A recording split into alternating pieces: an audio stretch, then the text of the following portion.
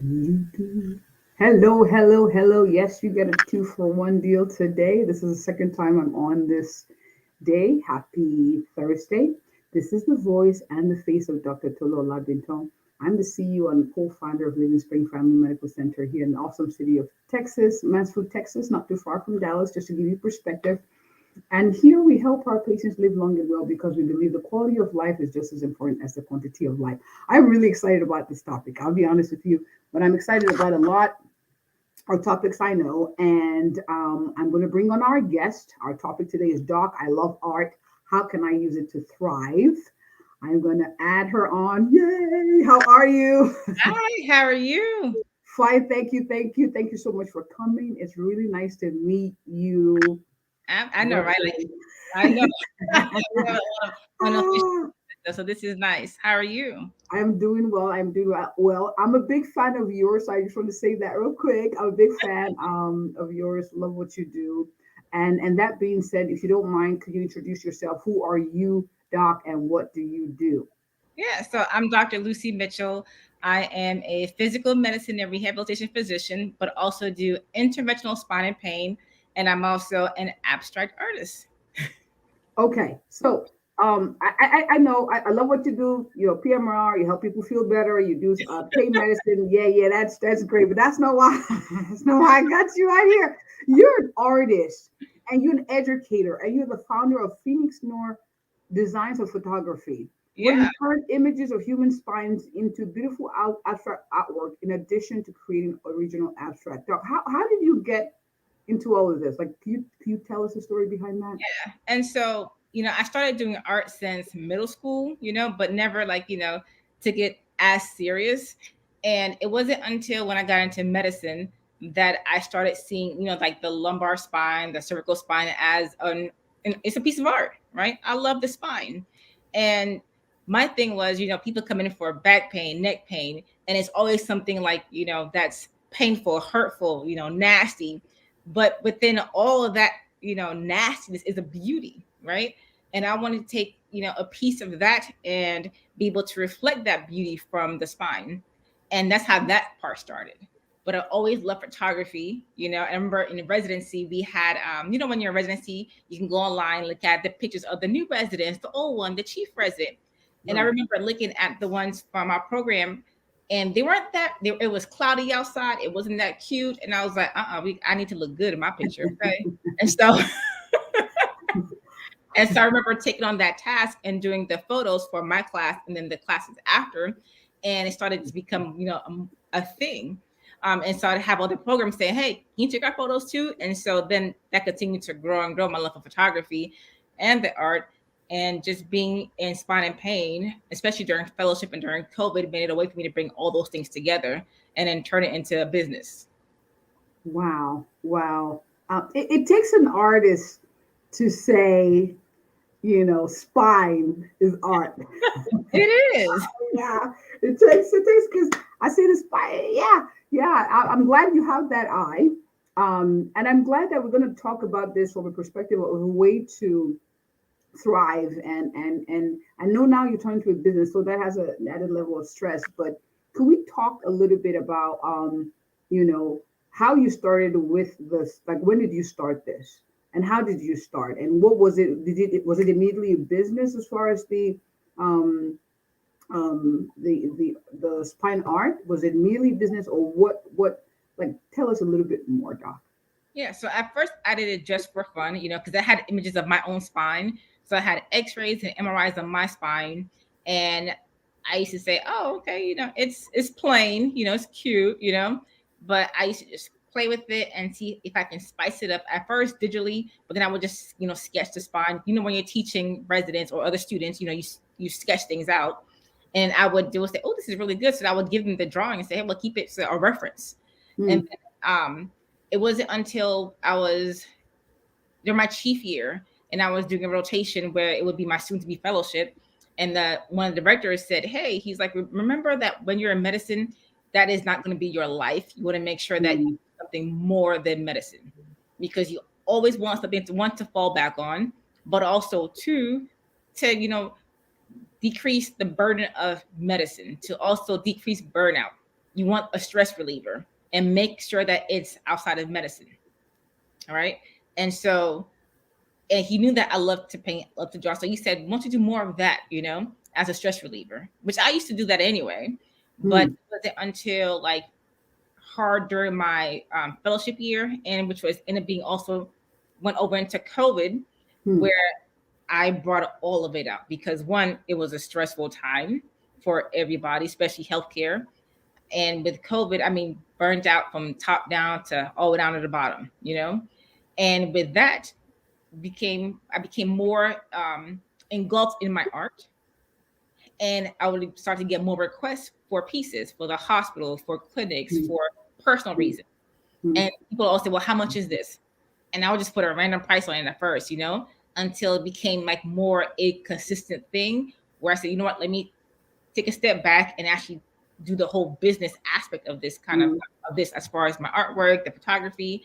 And then once I had that in place, when somebody would say, "Oh, hey, how much is this?" I'd have like an actual thing to go on versus just a random number in my Right. Right. Right. um, Right. so the thing that I didn't want to do is undervalue my art, and the Right. time it took me to do something because nobody else was doing what I was doing. Right. And Right. so with that, I was able to, make it profitable, but two, expand my network Hmm. so that way it could be seen on different platforms, different places. Because again, COVID, hard times, sad times, Hmm. fucking hospital, you see the walls, it's very gloomy, or you have like Right. sad portraits, or you have like these like dull pictures. And I'm like, this needs to be more uplifting, more upbeat, because it's already a sad place to be, number one. And so why make it sadder with sad artwork? Yeah. I agree. That's why one of the walls in my clinic is orange. The bright, like, It's right, orange. exactly. It just perks. And just real quick, my daughter did say to tell you that she's an artist too, and she's a big Yeah, fan of yours. So I said I'll give her a shout out. But my next question is this: one of the things in conversation that comes up with patient is self care. Like, what do you do for self care? And I typically like to talk about things that they can do that's low budget, that they actually enjoy, not someone suggests to them as something to do for self yeah. care. And art has come in, um, as either, painting. I didn't know they had adult coloring books till COVID, actually. And Hmm. you can actually do that. And there's some people who actually want to stretch their artistic muscle. So can you talk about how this has been a way to de-stress, as a way to thrive for you, and give tangible examples if you don't mind. Yeah, because let's say if, for example, about 2 weeks ago was rough at work, rough week. I mean, rough. Okay. And I didn't paint at all that week either. Right. And the thing is that I didn't know that other people, even my patients included, that they would even know like if I'm not painting. Right. Wow. Remember like towards like that Friday, I'm seeing patients, the usual stuff. And a patient said, just like, "You seem more tense. Have you painted this week?" And I was like, "I have not painted this week." Just like, "Well, we can kind of tell because, usually you're very like, you're smiling, you're so happy, you saw us the new paintings." But they was like, "But it was just like, straight business with you today." My staff said the same thing, Um, my kids would know if I don't paint, they're like, "Mommy has to paint it this week." Like they know. Because and I didn't and for me, I didn't know that it was projecting, to everybody else. Because when I am painting and I do come home and I'm able to, I don't have a plan. I just paint, right? Or even if I'm not painting, I'm just mixing colors. But that brings me so much joy that it projects out into the world, which I didn't know that it did not when I was not painting. And then so when I see patients and now that I'm more aware of it, and I see patients, and let's say if I haven't painted for a whole week or so, I make sure that I still bring my best, even though in the back of my mind, I'm like, I have to get to a paintbrush. I have to put my hands in paint because it will show. And I didn't know that until they started to mention it. And so mm, it definitely, projects even when we don't think it does. When we are stressed, but we thinking, "Oh no, I got it. I can handle it." It is what it is. But the world sees it, even though we don't think they do, but people notice. mm, Know when people know what brings you joy, and they see that, hey, you're not as happy, that means that whatever it is that you love to do has been a part of your life. It shows. mm, mm, mm. So for someone who's watching, I have a little curve to this question. Who's like, well, good for you. Your art is sellable. And It's beautiful. I mean, I've seen your work. I've purchased your work, and they're like, well, I don't know how to really paint, but the idea of it is exciting to me because there's no pressure. It's just me and the brush or me and the coloring pencil or whatever. What would you say to that person who's like, well, I'm not quite as gifted as you, but I like it seems like a low budget, easy ways for me to kind of de-stress and just express myself creatively. What would you say to that person to encourage them? Yeah. One, and that tells my patients also, because I get the same question too. And I tell them, I'm like, are you trying to do it for a business, or you want to just do it for pleasure and relieve stress, right? Because if it's for, relieve the stress and the pressure, there's no pressure. You literally, if you seen Picasso's work, you're like, my 5-year-old could do that, right? Thank you. Yeah. So, I mean, I went to a museum. I'm not even kidding. I went to a museum, and it was a painting. It was yellow. It was a yellow canvas. And I was like, oh, okay, cool. And it was like, $50,000. I was like, oh, for yellow. I'm like, let me go home and do the same thing. Right. And so you don't have to be, paint the most beautiful landscapes and the Eiffel Tower. I mean, it doesn't have to be that. You can splash paint on a canvas and here it is. Right. But the question you have to ask yourself is, are you doing it just for you to relieve stress, or for a business? That's when you have to separate the two things. mm, Right? mm, Because you might not think your art is sellable, but I can guarantee somebody somewhere is like, wow, this is the best thing I've ever seen in my life. mm, mm, Right? mm, mm, Like I see art that will sell for hundreds of thousands of dollars, and I'm like, I would not buy this for $2. mm, And I see pieces that I'm like, whoa, I would spend money on this, and it's like, oh well, it's $2. Really? So there's no rhyme or reason, because when it comes to art, it's in the eye of the beholder, right? Because mm, I don't think it's art could be art. I could take, napkins and a trash bag and stick it on a piece of paper and call that art. mm, mm. You look at the runways, people are wearing trash bags down the runway. And that's selling for how many $100,000? I could have a trash bag right here. I could just take that and just put it on. Walk on the runway. Yo, you have me laughing so hard because some days I'm like, is it just me? But Yeah. that, like, no, I didn't see it. But yes, it is in the eye of the beholder. And so if it's a form of expression or a form of distressing, then there's no pressure. So I There's no, love that. like, I I just love went that. to a Lego exhibit. It's the Lego exhibit, that's in Mm, Atlanta, right? And they use the Legos to make all kinds of things. So now Lego is a medium of art. And so it doesn't have to be sellable. It just has to be whatever brings you relief. mm, Whatever mm. makes you just say, wow, I feel so much better now. You don't have to like it. You know how many pieces that I create that I do not like, but they will Wow. sell. I don't like them, you know, because I'm just doing it just to do, because there's no pressure. Let me write that down. You don't have to like your art. It is. Oh man, it's for it to be a stress relief. That's all it Mm, is. Like you can go now. There's like these paint places that you can go. They give you a little like a suit, like a white suit. You suit up, and you have your hair in it, whatever. And they put like a little hood on and a mm, goggles, and they give you buckets of paint, and you just throw the buckets of paint all over the place. It's really stress. It's like paintball, but just for just paint and humans and just I like that. free flowing. I The like same that. way you can go to these places and suit up, get a bat, glassware, and just smash things up. They got the same thing for paint, axe throwing. All those things are stress relievers for people, right? Mm, The same mm, thing for art. And art, medicine is an art. So technically you're an artist too, right? mm, Because it's mm, an mm, anything that you can do is an art. I can, I have my son's penny right here, right? I could stack some pennies, glue them together, and then form like a penny tower. That's a piece of art. mm, And so mm, it's all around us, right? It's everywhere. But it doesn't have to be something that you have to put a number on, mm. because it comes to your self-care, your self-worth, your, mental health. There is no number when it comes to that. It's Yeah. priceless. Go ahead. Sorry. Go ahead. No, no, no, you're good.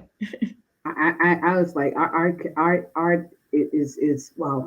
This is very good. Now I have someone who's watching who's like, well, how do you have the time to do that? Like, how do you like? What would you say someone who's like, I don't know where I'll find the time to do that? How do you find the time to do this and make this a regular part of your routine? What would you say to that?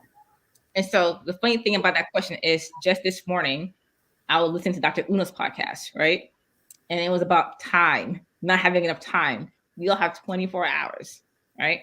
And I'm the one who always say, "Oh, I don't have enough time for this." Because like if you see my to-do list, it's like a book long. It's a book long, Mm, right?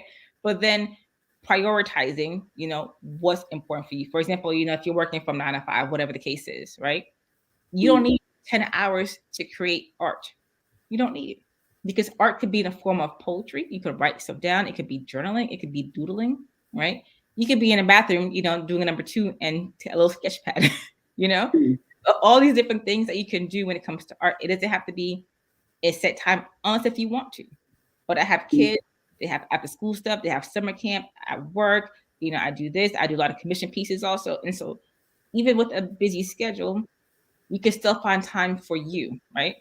Because because you're doing it for you. And if you don't take care of you, you can't take care of others effectively, right? mm, And so even if it's 5 minutes, 10 minutes, whatever the case is, right? Because we're always on the go, go, go, go. You have to take a step back. You have to, because otherwise you're gonna crash. And when you crash, then what happens, right?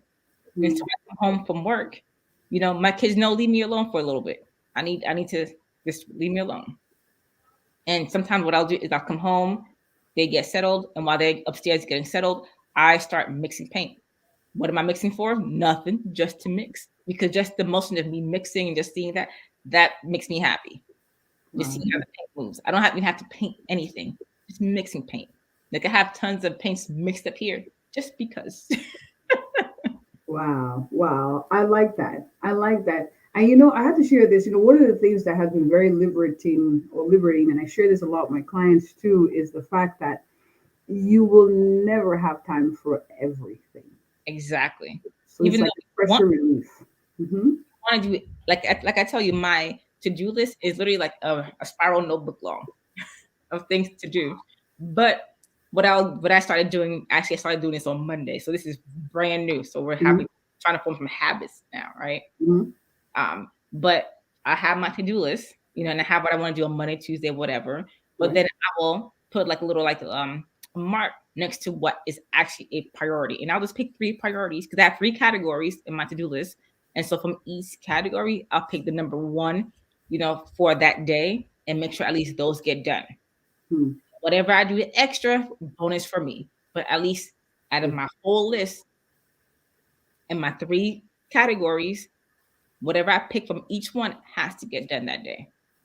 So that way, even though it looks like it is big, but it limits my actual real to do to just 3 items. Hmm. And what else I accomplish, boom, bonus. Awesome. So you're majoring on the major. There will always be something to do. You cannot have time for everything. The key to success is making sure you are doing the things that make the most impact first. So Yep. be encouraged. Awesome, awesome, awesome. So, Doc, this is good. This has been very, very encouraging, and I'm sure I have people who are like, "Man, how do I get in touch with her? I would like to see her work." Doc, where can people find you?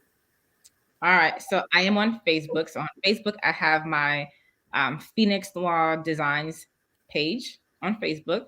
And I also have like Lucie Mitchell. So there's a lot of us apparently on Facebook, though, Lucie Mitchell. But well, how I Hi. say my name, but it's Lucie Mitchell. And it's a picture of me on there, and also Phoenix Noir Designs on Facebook. Instagram is at Phoenix Noir Designs. Also, my website is phoenixnoirdesigns.com. And so everything under that same tag. TikTok, same thing. And so now I am on YouTube, but on YouTube is I do a lot of art on YouTube, and so it's under scrubs and arts because I wear scrubs every day, and I'm doing art, and so it's scrubs and art on YouTube. Okay, let me put that down. YouTube scrubs and art. Yep, Scrubs and art. I love it.